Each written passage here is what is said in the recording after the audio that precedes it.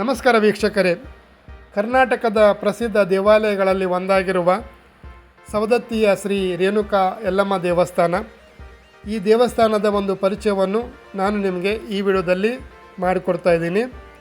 ಬೆಳಗಾವಿ ಜಿಲ್ಲೆಯ ಸವದತ್ತಿ ಐತಿಹಾಸಿಕ ಮತ್ತು ಪೌರಾಣಿಕ ಮಹತ್ವದ ಸ್ಥಳವಾಗಿದ್ದು, ಇದು ಕ್ರಿಸ್ತಶಕ 9ರಿಂದ 13ನೇ ಶತಮಾನದವರೆಗೆ ರಟ್ಟ ಅರಸರ ರಾಜಧಾನಿಯಾಗಿತ್ತು. 18ನೇ ಶತಮಾನದಲ್ಲಿ ಜಯಪ್ಪ ದೇಸಾಯಿ ನಿರ್ಮಿಸಿದ ಕೋಟೆ ಮತ್ತು ಪುರಾಣ ಪ್ರಸಿದ್ಧ ರೇಣುಕಾ ಯಲ್ಲಮ್ಮ ದೇವಾಲಯ ಇಲ್ಲಿನ ಪ್ರಮುಖ ಆಕರ್ಷಣೆಗಳಾಗಿವೆ. ರಾಷ್ಟ್ರಕೂಟರು, ಚಾಲುಕ್ಯರು, ರಟ್ಟರು, ಮರಾಠರು ಮತ್ತು ಬ್ರಿಟಿಷರ ಆಳ್ವಿಕೆಗೆ ಒಳಪಟ್ಟಿದ್ದ ಈ ಪುರಾತನ ಸ್ಥಳವು ಜೈನ್ ಧರ್ಮದ ಪ್ರಮುಖ ಕೇಂದ್ರವಾಗಿತ್ತು. ರೇಣುಕಾ ಯಲ್ಲಮ್ಮ ದೇಗುಲ ಸುಮಾರು 3000 ವರ್ಷಗಳಿಗಿಂತಲೂ ಹೆಚ್ಚಿನ ಇತಿಹಾಸವಿರುವ ಕ್ಷೇತ್ರವಿದು. ಜಮದಗ್ನಿ ಮುನಿ ಮತ್ತು ರೇಣುಕಾದೇವಿಯ ಪೌರಾಣಿಕ ಕಥೆಗಳಿಗೆ ಸಾಕ್ಷಿಯಾಗಿದೆ. ಈ ದೇವಾಲಯವು ಚಾಲುಕ್ಯ ಮತ್ತು ರಾಷ್ಟ್ರಕೂಟರ ಶೈಲಿಯಲ್ಲಿ ನಿರ್ಮಿಸಲಾಗಿದೆ. ಈ ಪ್ರದೇಶದಲ್ಲಿನ ಪುರಾತನ ದೇವಾಲಯಗಳು ಮತ್ತು ನಾಗರಲಿಪಿ ಶಿಲಾಶಾಸನಗಳು ಇದರ ಐತಿಹಾಸಿಕ ಸಿರಿವಂತಿಕೆ ಸಾಕ್ಷಿಯಾಗಿದೆ. ಸವದತ್ತಿಯ ಐತಿಹಾಸಿಕ ಕೋಟೆಯು ಮತ್ತು ಪ್ರಸಿದ್ಧ ಯಾತ್ರಾಸ್ಥಳವಾದ ಯಲ್ಲಮ್ಮನ ಗುಡ್ಡ ಪ್ರವಾಸಿಗರನ್ನು ಆಕರ್ಷಿಸುವಲ್ಲಿ ಅತ್ಯಂತ ಪ್ರಭಾವ ಬೀರಿದೆ. ಬೆಳಗಾವಿ ಜಿಲ್ಲೆಯ ಸವದತ್ತಿಯ ಶ್ರೀ ರೇಣುಕಾ ಯಲ್ಲಮ್ಮ ದೇವಸ್ಥಾನವು ಅತ್ಯಂತ ಶಕ್ತಿಶಾಲಿ ಮತ್ತು ಪ್ರಸಿದ್ಧ ಯಾತ್ರಾಸ್ಥಳವಾಗಿದೆ.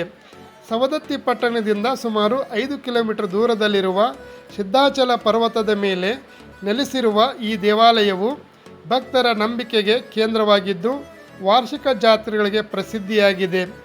ಈ ಮಂದಿರದ ಸುತ್ತಮುತ್ತಲೂ ಉತ್ತಮ ಪ್ರವಾಸಿ ಸ್ಥಳಗಳಿದ್ದು, ಅದರಲ್ಲಿ ಮುಖ್ಯವಾಗಿ ಹೂಲಿ ಪಂಚಲಿಂಗೇಶ್ವರ ದೇವಸ್ಥಾನ, ಮಲಪ್ರಭೆ ನದಿಗೆ ಕಟ್ಟಲಾಗಿರುವ ನವಿಲು ತೀರ್ಥ ಆಣೆಕಟ್ಟು ಮತ್ತು ಸಿರಸಂಗಿ ಕಾಳಿಕಾದೇವಿ ಮಂದಿರ. ಬನದ ಹುಣ್ಣಿಮೆ, ಭಾರತ ಹುಣ್ಣಿಮೆ ಮತ್ತು ಯುಗಾದಿಯ ಸಂದರ್ಭದಲ್ಲಿ ಅತಿ ಹೆಚ್ಚಿನ ಸಂಖ್ಯೆಯಲ್ಲಿ ಭಕ್ತರು ಇಲ್ಲಿಗೆ ಆಗಮಿಸುತ್ತಾರೆ. ಅಲ್ಲದೆ ಪ್ರತಿ ಮಂಗಳವಾರ ಮತ್ತು ಶುಕ್ರವಾರದಂದು ಇಲ್ಲಿ ಭಕ್ತರ ಆಗಮನ ಹೆಚ್ಚಾಗಿರುತ್ತದೆ. ಕರ್ನಾಟಕ, ಮಹಾರಾಷ್ಟ್ರ, ಆಂಧ್ರ ಪ್ರದೇಶದಿಂದ ಭಕ್ತ ಜನರು ಇಲ್ಲಿಗೆ ಆಗಮಿಸುತ್ತಾರೆ. ಪೌರಾಣಿಕ ಹಿನ್ನೆಲೆಯ ಪ್ರಕಾರ ರೇಣುಕಾದೇವಿ ರೇಣುಕರಾಜನ ಮಗಳಾಗಿದ್ದು, ಮಹಾನ್ ತಪಸ್ವಿಯಾದ ಜಮದಗ್ನಿಯ ಋಷಿಯ ಜೀವನ ಸಂಗಾತಿಯಾಗಿ ಕೈ ಹಿಡಿಯುತ್ತಾಳೆ. ಜಮದಗ್ನಿ ಋಷಿಯ ಶಿವಪೂಜೆಗೆ ಮಲಪ್ರಭಾ ನದಿಯಿಂದ ಮರಳ ಮಡಿಕೆಯಲ್ಲಿ ನೀರು ತರುವುದು ರೇಣುಕೆಗೆ ನಿತ್ಯದ ಸೇವೆಯಾಗಿತ್ತು.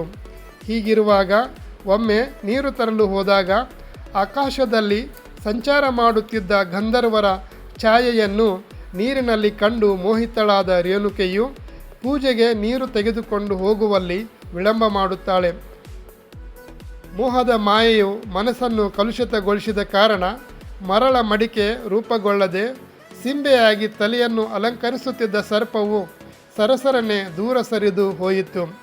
ಮಣ್ಣಿನ ಮಡಿಕೆ ಇಲ್ಲದೆ ನೀರು ತರಲು ಸಾಧ್ಯವಾಗದೆ ಬರಿಗೈಯಲ್ಲಿ ಮರಳಿ ಬಂದ ಪತ್ನಿಯನ್ನು ಕಂಡು ಜಮದಗ್ನಿ ಮಹರ್ಷಿಯು ಆಕೆಯ ರುಂಡವನ್ನು ಕತ್ತರಿಸುವಂತೆ ತನ್ನ 4 ಮಕ್ಕಳಿಗೆ ಆಜ್ಞೆಯನ್ನು ಮಾಡುತ್ತಾರೆ. 4 ಮಕ್ಕಳು ತಂದೆಯ ಆಜ್ಞೆಯನ್ನು ನಿರಾಕರಿಸಿದಾಗ ಪರಶುರಾಮ ತಾಯಿಯ ಶಿರವನ್ನು ಕತ್ತರಿಸುತ್ತಾನೆ. ತದನಂತರ ಪರಶುರಾಮನು ತಂದೆ ನೀಡಿದ 2 ವರಗಳಲ್ಲಿ ತನ್ನ ತಾಯಿ ಮತ್ತು ಸಹೋದರರನ್ನು ಮರಳಿ ಬದುಕಿಸುತ್ತಾನೆ. ಇದಾದ ಮೇಲೆ ರೇಣುಕೆಯು ಯಲ್ಲಮ್ಮನಾಗಿ ಅವತಾರವನ್ನು ಹೊಂದುತ್ತಾಳೆ. ರೇಣುಕಾದೇವಿಯು ಸಪ್ತ ಮಾತೃಕೆಯರಲ್ಲಿ ಒಬ್ಬಳೆಂದು ಗೌರವಿಸಲ್ಪಡುತ್ತಾಳೆ ಮತ್ತು ಕಾಳಿದೇವಿಯ ರೂಪವೆಂದು ನಂಬಲಾಗಿದೆ. ಮಲಪ್ರಭಾ ನದಿಯ ದಡದಲ್ಲಿರುವ ಜೋಗುಳವಾವಿ, ಸತ್ಯಮ್ಮ ಮಂದಿರ, ಕುಂಕುಮ ಹೊಂಡ, ಎಣ್ಣೆ ಹೊಂಡಗಳ ಚರ್ಮ ವ್ಯಾಧಿಗಳನ್ನು ಪರಿಹರಿಸುವಲ್ಲಿ ಪ್ರಖ್ಯಾತಿಯನ್ನು ಹೊಂದಿವೆ. ಈ ಒಂದು ನಂಬಿಕೆಯು ಭಕ್ತ ಸಾಗರದಲ್ಲಿ ಇಂದಿಗೂ ನೆಲೆಯೂರಿದೆ. ಇವುಗಳನ್ನು ಅತ್ಯಂತ ಪವಿತ್ರವೆಂದು ಭಕ್ತಗಣವು ಪರಿಗಣಿಸುತ್ತದೆ. ಜಗನ್ಮಾತೆ ಶ್ರೀ ರೇಣುಕಾ ಯಲ್ಲಮ್ಮ ದೇವಿಯು ಎಲ್ಲರ ಭಕ್ತರ ಮಾತೆಯಾಗಿ ಎಲ್ಲರಿಗೆ ಅಮ್ಮನಾಗಿರುವುದರಿಂದ ಎಲ್ಲರ ಅಮ್ಮ ಯಲ್ಲಮ್ಮ ಅಂತ ರೂಢನಾಮದೊಂದಿಗೆ ಪ್ರಖ್ಯಾತಳಾಗಿ ದಕ್ಷಿಣ ಭಾರತದ ಪ್ರಮುಖ ಶಕ್ತಿ ಕೇಂದ್ರವಾಗಿ, ಭಕ್ತರ ಆರಾಧ್ಯ ದೇವತೆಯಾಗಿ, ಭಕ್ತರ ಕಾಮಧೇನುವಾಗಿ ಇಷ್ಟಾರ್ಥ ಸಿದ್ಧಿಗಳನ್ನು ನೀಡುವ ಕರುಣಾಮಯಿ ತಾಯಿಯಾಗಿರುತ್ತಾಳೆ. ಕಾಮಧೇನುವಿನ ವೈಶಿಷ್ಟ್ಯ ನೋಡಿ ಅದನ್ನು ಪಡೆಯುವ ದುರಾಸೆಯಿಂದ ಮಹಿಸ್ಪತಿ ನಗರದ ಅರಸು ಕಾರ್ತಿವೀರ್ಯಾರ್ಜುನ ಜಮದಗ್ನಿ ಋಷಿಗಳ ಮೇಲೆ 21 ಸಲ ಘೋರವಾದ ಹೊಡೆತ ಕೊಟ್ಟು ಹತ್ಯೆ ಮಾಡಿ ಕಾಮಧೇನು ಪಡೆಯಲು ಹೋದಾಗ ಅದು ಮಾಯವಾಗಿ ಆಕಾಶಕ್ಕೆ ಏರಿ ಹೋಗಿಬಿಡುತ್ತದೆ. ಕಾರ್ತಿವೀರ ಅರ್ಜುನನು ಬರಿಗೈಯಿಂದ ಹಿಂದಿರುಗುತ್ತಾನೆ. ಶ್ರೀ ಜಮದಗ್ನಿ ಋಷಿಗಳ ಮಗನಾದ ರಾಮಭದ್ರನು ಮಾತೃಹತ್ಯೆ ವಿಮೋಚನೆಯಿಂದ ಮುಕ್ತನಾಗಿ ಶಿವನಿಂದ ಪರಶು ಅಸ್ತ್ರವನ್ನು ಪಡೆದು ಪರಶುರಾಮನೆಂದು ಖ್ಯಾತಿ ಹೊಂದಿ ಶ್ರೀ ಪಾರ್ವತಿಯನ್ನು ಒಲಿಸಿಕೊಂಡು ಅಂಬಿಕಾಸ್ತ್ರವನ್ನು ಪಡೆದು ಪರಮ ಪರಾಕ್ರಮಿ ಎಂದೆನಿಸಿಕೊಳ್ಳುತ್ತಾನೆ.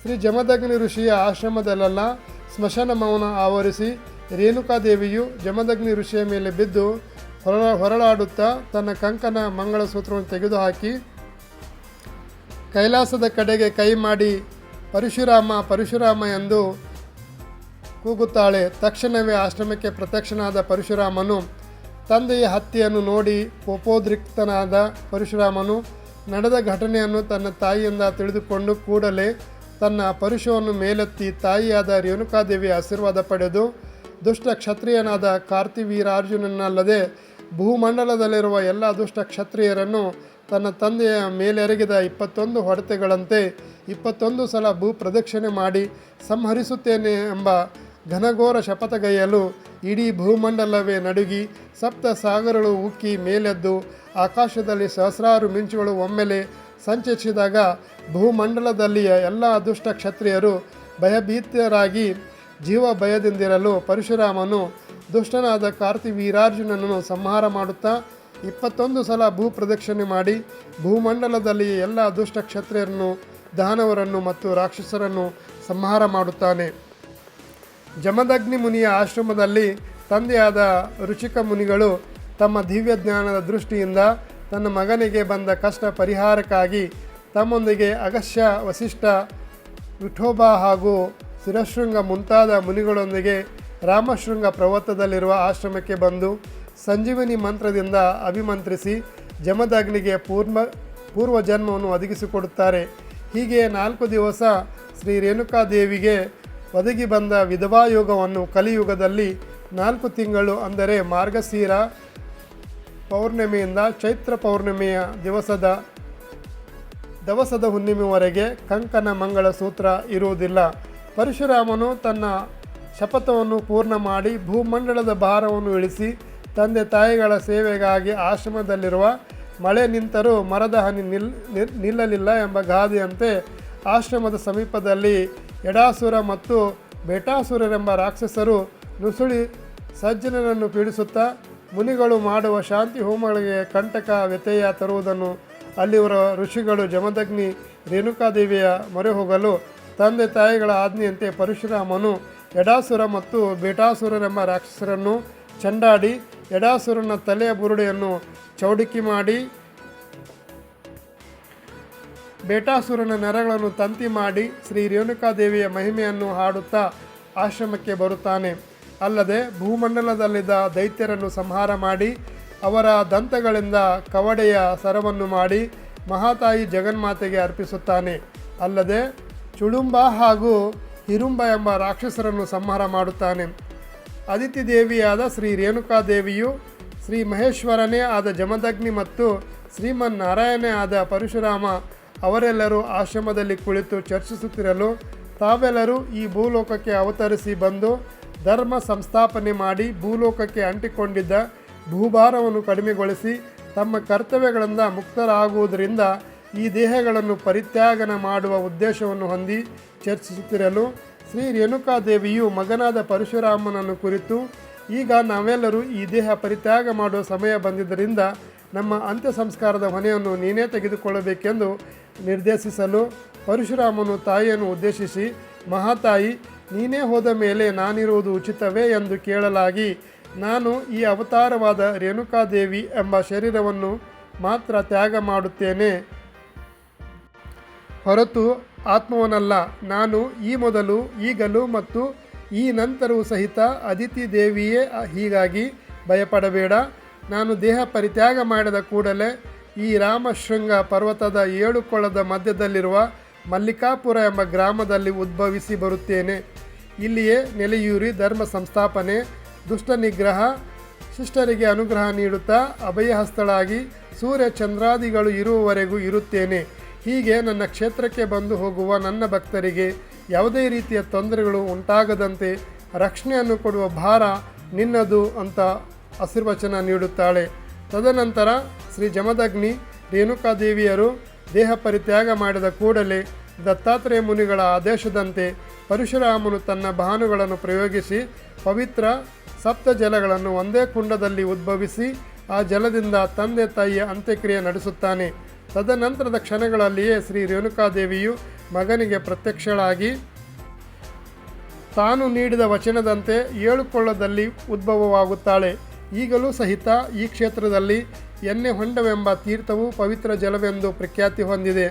ಈ ಕ್ಷೇತ್ರಕ್ಕೆ ಆಗಮಿಸುವ ಲಕ್ಷಾಂತರ ಜನರು ಈ ಕ್ಷೇತ್ರದ ಯಾತ್ರೆಯ ನಂತರ ತಮ್ಮ ತಮ್ಮ ಮನೆಗಳಿಗೆ ಮರಳಿದ ನಂತರದಲ್ಲಿ ತಮ್ಮೊಂದಿಗೆ ಪರಶುರಾಮನು ರಕ್ಷಣೆಗಾಗಿ ಬಂದಿರುತ್ತಾನೆಂದು ನಂಬಿ ಮರಳಿ ಕ್ಷೇತ್ರಕ್ಕೆ ಅವರವರ ಮನೆಯಲ್ಲಿ ಪರಶುರಾಮನನ್ನು ಬೀಳ್ಕೊಡುವ ಕಾರ್ಯಕ್ರಮ ಇಂದಿಗೂ ನಡೆದುಕೊಂಡು ಬಂದಿರುತ್ತದೆ.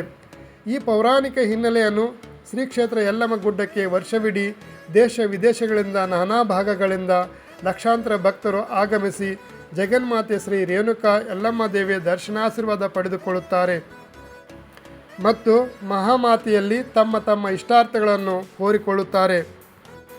ಶ್ರೀ ಕ್ಷೇತ್ರ ಯಲ್ಲಮ್ಮ ಗುಡ್ಡದಲ್ಲಿಯ ಎಣ್ಣೆ ಹೊಂಡದಲ್ಲಿ ವರ್ಷವಿಡೀ ಪವಿತ್ರ ತೀರ್ಥದ ನೀರು ಹರಿಯುತ್ತಿದ್ದು ಇದರ ಉಗಮ ಸ್ಥಾನ ಎಲ್ಲಿ ಎಂಬುದು ಇನ್ನೂ ಸಂಶೋಧಕರಿಗೆ ಯಕ್ಷ ಪ್ರಶ್ನೆಯಾಗಿದೆ. ಈ ಪವಿತ್ರ ತೀರ್ಥ ಸ್ನಾನ ಮಾಡುವುದರಿಂದ ಅತಿ ಕ್ರೂರ ಚರ್ಮ ರೋಗಗಳಾದ ಕುಷ್ಠರೋಗ, ಬೆಡುಪು, ತೊನ್ನು ಮುಂತಾದವುಗಳು ಗುಣಮುಖವಾಗುತ್ತವೆ ಎಂಬ ನಂಬಿಕೆ ಇದೆ. ಶ್ರೀ ಕ್ಷೇತ್ರ ಯಲ್ಲಮ್ಮ ಗುಡ್ಡದಲ್ಲಿ ಶ್ರೀ ಪರಶುರಾಮ ದರ್ಶನದಿಂದ ಇಹಪರ ಇಷ್ಟಾರ್ಥಗಳು ಸಿದ್ಧಿಸುವವು ಮತ್ತು ಈ ದೇವಸ್ಥಾನದಲ್ಲಿ ಇರಿಸಿದ ಪರಶುರಾಮ ತೊಟ್ಟಿಲನ್ನು ತೂಗುವುದರಿಂದ ಮಕ್ಕಳ ಭಾಗ್ಯ ಇಲ್ಲದವರೂ ಸಹಿತ ಮಕ್ಕಳ ಭಾಗ್ಯವನ್ನು ಪಡೆಯುತ್ತಾರೆ ಎಂಬ ನಂಬಿಕೆ ಇದೆ. ಶ್ರೀ ಕ್ಷೇತ್ರ ಯಲ್ಲಮ್ಮನ ಗುಡ್ಡಕ್ಕೆ ಭಕ್ತರು ಜಾತಿ ಮತ ಭೇದವಿಲ್ಲದೆ ಸದ್ಭಾವನೆಯನ್ನು ಒಡಗೂಡಿ ದೇವಿಗೆ ಪ್ರಾರ್ಥನೆ ಪೂಜೆ ಸಲ್ಲಿಸುತ್ತಾರೆ. ಶ್ರೀಮಾತೆಯು ಎಲ್ಲ ಜಾತಿಯ ಜನಾಂಗದ ಮನೆ ದೇವತೆಯಾಗಿದ್ದು ಸರ್ವಧರ್ಮ ರಕ್ಷಕಳಾಗಿರುತ್ತಾಳೆ. ಶಿಶುನಾಳ ಶರೀಫರಂಥ ಮಹಾನ್ ಸಾಧು ಸತ್ಪುರುಷರು ಶ್ರೀ ರೇಣುಕಾದೇವಿಯ ಮಹಾತ್ಮೆಯನ್ನು ಅರಿತುಕೊಂಡು ಎಲ್ಲಿ ಕಾಣೆ ಯಲ್ಲಮ್ಮನಂಥ ದೇವಿಯನ್ನು ಎಲ್ಲಿ ಕಾಣೆ ಅಂತ ತಮ್ಮ ಹೃದಯಾಂತರಾಳದಿಂದ ದೇವಿಯ ಮಹಾತ್ಮೆಯನ್ನು ಕೊಂಡಾಡಿದ್ದಾರೆ. ಈ ಕ್ಷೇತ್ರಕ್ಕೆ ಪ್ರತಿ ವರ್ಷ 5 ಹುಣ್ಣಿಮೆ ಅಂದರೆ ಅಶ್ವಿಜ ಮಾಸದಲ್ಲಿ ಬರುವ ಸೀಗೆ ಹುಣ್ಣಿಮೆಯಿಂದ ಮಾಘ ಮಾಸದಲ್ಲಿಯ ಭಾರತ ಹುಣ್ಣಿಮೆಯವರೆಗೂ ಭಕ್ತರು ಕ್ಷೇತ್ರಕ್ಕೆ ಆಗಮಿಸಿ ಶ್ರೀ ರೇಣುಕಾದೇವಿಯ ದರ್ಶನ ಆಶೀರ್ವಾದ ಪಡೆದು ಪುನೀತರಾಗುತ್ತಾರೆ. ಅಲ್ಲದೆ ವರ್ಷವಿಡೀ ಬರುವ ಎಲ್ಲ ಹುಣ್ಣಿಮೆ, ಶುಕ್ರವಾರ, ಮಂಗಳವಾರ ಶ್ರೀದೇವಿಯ ದರ್ಶನಕ್ಕೆ ಸಹಸ್ರಾರು ಜನ ಭಕ್ತರು ಆಗಮಿಸುತ್ತಾರೆ. ಹೀಗೆ ಇಷ್ಟಾರ್ಥ ಸಿದ್ಧಿ ಆದಿದೇವತೆಯಾದ ಶ್ರೀ ರೇಣುಕಾ ಯಲ್ಲಮ್ಮ ದೇವಿಯ ಚರಿತ್ರೆಯನ್ನು ಓದಿಸಿ ಕೇಳಿದವರಿಗೆ ಸಕಲ ಕಷ್ಟಗಳು ಪರಿಹಾರವಾಗಿ ಇಷ್ಟಾರ್ಥ ಸಿದ್ಧಿಯಾಗುತ್ತವೆ ಅಂತ ಶ್ರೀ ಮಾರ್ಕಂಡೇಯ ಮುನಿಗಳೇ ಹಿತವಚನ ನೀಡಿರುತ್ತಾರೆ. ಆಶ್ವಿಜ ಮಾಸ ಶುಕ್ಲಪಕ್ಷ ದಿನ ಅಮಾವಾಸ್ಯೆ ನಂತರದ ದಿನ ದೇವಸ್ಥಾನದಲ್ಲಿ ಮಹಾನವಮಿಯ ಕಾರ್ಯಕ್ರಮಗಳು ಆರಂಭಗೊಂಡು ಶ್ರೀದೇವಿಯ ಗುಡಿಯಲ್ಲಿ ನಂದಾದೀಪ ಘಟಸ್ಥಾಪನೆ ಜರುಗುತ್ತದೆ. ಪ್ರತಿದಿನ ಮುಂಜಾನೆ ಶ್ರೀದೇವಿಗೆ ವಿಶೇಷ ಪೂಜೆ, ಬೆಲೆ ಬಾಳುವ ಸೀರೆಗಳಿಂದ ಅಲಂಕಾರ, ಅಮೂಲ್ಯ ಆಭರಣಗಳನ್ನು ಧರಿಸಿ ಅಲಂಕಾರ ಮಾಡಲಾಗುವುದು. 9 ದಿನಗಳವರೆಗೆ ಈ ಕಾರ್ಯಕ್ರಮ ಮುಂದುವರಿಯುತ್ತದೆ. ಪ್ರತಿದಿನ ಸಾಯಂಕಾಲ ಸಂಗೀತ ಕಚೇರಿ ಜರುಗುವುದು. 10ನೆಯ ದಿನ ಶ್ರೀದೇವಿಯ ಪೂಜೆಯನ್ನು ಕಂಡೆ ಆಯುಧಗಳೊಂದಿಗೆ ಮಾಡಿ ಬನ್ನಿ ಮಂಟಪಕ್ಕೆ ಭಕ್ತಾದಿಗಳು ಬೃಹತ್ ಮೆರವಣಿಗೆಯಲ್ಲಿ ಹೋಗಿ ಬನ್ನಿ ಮುಡಿಯುವ ಕಾರ್ಯಕ್ರಮ ನಡೆಯುವುದು. ಭಕ್ತಾದಿಗಳು ತಮ್ಮ ಕಷ್ಟಗಳ ಪರಿಹಾರಕ್ಕಾಗಿ ಸೀಗೆ ಹುಣ್ಣಿಮೆಯಿಂದ ಮುಂದಿನ 4 ಹುಣ್ಣಿಮೆಗಳಂದು ತಪ್ಪದೆ ದೇವಿ ದರ್ಶನಕ್ಕೆ ಬರುವುದು ವಾಡಿಕೆ. ಅಂತೆಯೇ ಹುಣ್ಣಿಮೆಗಳಲ್ಲಿ ಸೀಗೆ ಹುಣ್ಣಿಮೆಯೇ ಪ್ರಥಮವಾದದ್ದು. ಆದ್ದರಿಂದ ಭಕ್ತಾದಿಗಳ ಜನಸ್ತೋಮ ಈ ಹುಣ್ಣಿಮೆಯಿಂದ ಪ್ರಾರಂಭಗೊಳ್ಳುತ್ತದೆ. ಅಂದು ಅಮ್ಮನವರಿಗೆ ಬೆಳಿಗ್ಗೆ ವಿಶೇಷ ಪೂಜೆ, ಅಭಿಷೇಕ, ಅಲಂಕಾರವಿರುತ್ತದೆ. ಸಂಜೆ ಬೆಳ್ಳಿ ಪಲ್ಲಕ್ಕಿ ಉತ್ಸವ ನಡೆಯುವುದು. ಆಶ್ವಿಜ ಮಾಸದಲ್ಲಿ ಈ ಹುಣ್ಣಿಮೆ ಬರುತ್ತದೆ. ಕಾರ್ತಿಕ ಮಾಸದ ಕೊನೆಯ ಮಂಗಳವಾರದಂದು ಕ್ಷೇತ್ರದಲ್ಲಿ ಲಕ್ಷ ದೀಪೋತ್ಸವ ಕಾರ್ಯಕ್ರಮ ವಿಜೃಂಭಣೆಯಿಂದ ನಡೆಸಲಾಗುವುದು. ಕ್ಷೇತ್ರದಲ್ಲಿಯ ಮುಖ್ಯ ಗುಡಿ ಹಾಗೂ ಪೌಳಿ ಪ್ರಕಾರ ಹಾಗೂ ಎಲ್ಲ ಪರಿವಾರ ದೇವರುಗಳ ಗುಡಿಗೆ ದೀಪದ ಅಲಂಕಾರ ಮಾಡಲಾಗುವುದು. ಸಾಯಂಕಾಲದ ಸೂರ್ಯಾಸ್ತದ ಸಮಯದಲ್ಲಿ ಲಕ್ಷ ದೀಪೋತ್ಸವ ಕಾರ್ಯಕ್ರಮವನ್ನು ಬೃಹತ್ ಸಂಖ್ಯೆಯಲ್ಲಿ ಸೇರಿರುವ ಭಕ್ತಾದಿಗಳ ಸಮ್ಮುಖದಲ್ಲಿ ದೀಪಗಳನ್ನು ಬೆಳಗಿಸಲಾಗುವುದು. ಮಾರ್ಗಶಿರ ಮಾಸ ಚತುರ್ದಶಿಯಂದು ಶ್ರೀ ಅಮ್ಮನವರ ಪತಿಯಾದ ಜಮದಗ್ನಿ ಮುನಿಯನ್ನು ಕಾಮಧೇನು ಹಾಗೂ ಕಲ್ಪವೃಕ್ಷಗಳನ್ನು ಪಡೆದುಕೊಳ್ಳುವ ದುರಾಸೆಯಿಂದ ದುಷ್ಟರಾಜನಾದ ಕಾರ್ತವೀರ್ಯಾರ್ಜುನನ್ನು ಹತ್ಯೆಗೈದ ಪ್ರಯುಕ್ತ ಶ್ರೀದೇವಿಯು ತನ್ನ ಮುತ್ತೈದತನವನ್ನು ಕಳೆದುಕೊಂಡು ದ್ಯೋತಕವಾದ ಸಾಯಂಕಾಲ ಕಂಕಣ ಮಂಗಳಸೂತ್ರ ವಿಸರ್ಜನೆ ಕಾರ್ಯಕ್ರಮ ಜರುಗುತ್ತದೆ.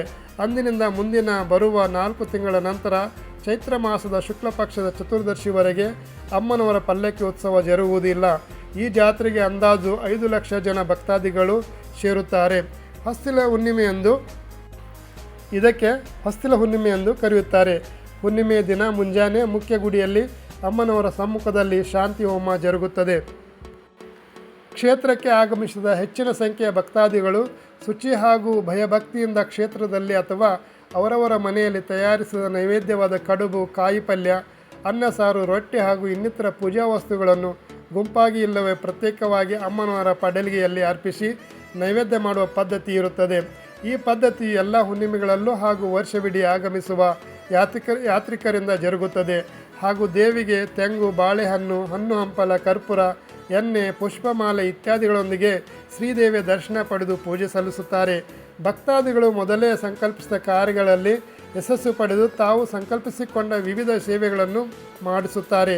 ಮತ್ತು ದೇಣಿಗೆಗಳಾದ ಸೀರೆ ಅರ್ಪಿಸುವುದು, ಉಡಿ ತುಂಬಿಸುವುದು, ಶಿಖರಕ್ಕೆ ಸೀರೆ ಧರಿಸುವುದು, ಕಾಯಿ ಕಟ್ಟುವುದು, ಅರಿಶಿನ ಕುಂಕುಮ ಹಾಗೂ ನಾಣ್ಯಗಳನ್ನು ಶಿಖರಕ್ಕೆ ಹಾರಿಸುವುದು, ಬೆಳ್ಳಿ, ಬಂಗಾರ, ತಾಮ್ರ, ಹಿತ್ತಾಳೆ, ದವಸ ಧಾನ್ಯ ಇನ್ನಿತರ ಸಾಮಗ್ರಿಗಳನ್ನು ದೇಣಿಗೆ ನೀಡುವುದು, ಉರುಳು ಸೇವೆ, ದೀರ್ಘದಂಡ ನಮಸ್ಕಾರ ಈ ಸೇವೆಗಳನ್ನು ಮಾಡಲಾಗುವುದು. ಪ್ರಕಾರದಲ್ಲಿ ಕರ್ಪೂರ ಉರಿಸುವುದು ಮುಂತಾದ ಸೇವೆಗಳನ್ನು ಭಕ್ತರು ಇಲ್ಲಿ ಮಾಡುತ್ತಾರೆ. ಇದಿಷ್ಟು ಮಾಹಿತಿಯನ್ನು ಶ್ರೀ ಕ್ಷೇತ್ರ ಯಲ್ಲಮ್ಮ ಗುಡ್ಡದ ಕುರಿತಾಗಿ ನಾನು ನಿಮಗೆ ನೀಡಿದ್ದೇನೆ. ವೀಕ್ಷಕರೇ, ವಿಡಿಯೋನ ವೀಕ್ಷಣೆ ಮಾಡಿ ಚಾನೆಲ್ನ ಸಬ್ಸ್ಕ್ರೈಬ್ ಮಾಡ್ಕೊಳ್ಳಿ.